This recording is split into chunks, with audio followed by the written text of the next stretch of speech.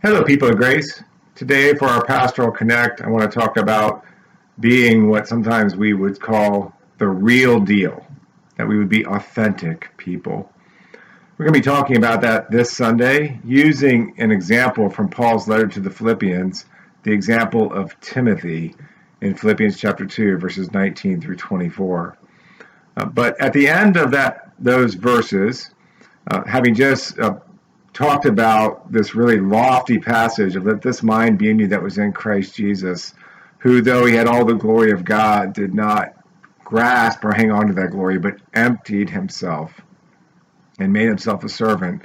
As Paul transitions from that really lofty, contemplative passage that we'll spend all of our lives, really just kind of chasing or pursuing or trying to understand better and hopefully mimicking and implementing and trying to gain the mind of Christ. But Paul moves from this lofty ideal to the example of Timothy, and then after Timothy, the example of Epaphroditus. But for today, I just want to talk about one part of Timothy's example, which was Timothy's sincerity, that there was no one else like him that Paul knew of. Timothy was the real deal. Shortly after the apostles died off, there was this struggle in church belief about saying, was Jesus really human, or did he just appear to be human? And that idea of appearing is what Paul kind of brings up with Timothy in this passage, except saying Timothy doesn't just appear to have a genuine interest in others. He's the real deal. It's authentic. Just as Jesus didn't just appear to be human, though he was fully God, he was also authentically fully human. So Timothy is authentically, fully, genuinely, sincerely cares. He's the real deal.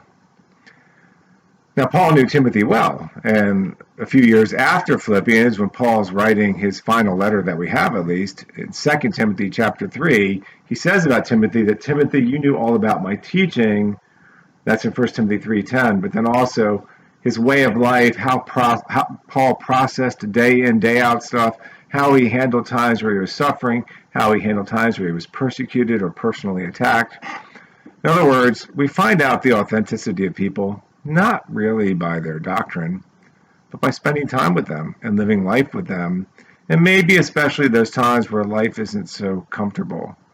This is why there can be so much value going on, let's say, a camping trip with somebody, or a missions trip, especially if it's a missions trip that doesn't have many creature comforts, or like Paul would have done with Timothy, traveling in fairly primitive conditions, or being sick on a boat, or, like he does mention, getting attacked by somebody else, personally attacked, or how you process things when you're tired, how you react when you're no longer needed and you can just feel like you've been left behind, or how you respond when you're overwhelmed with people's demands and need of you and you're stressed out.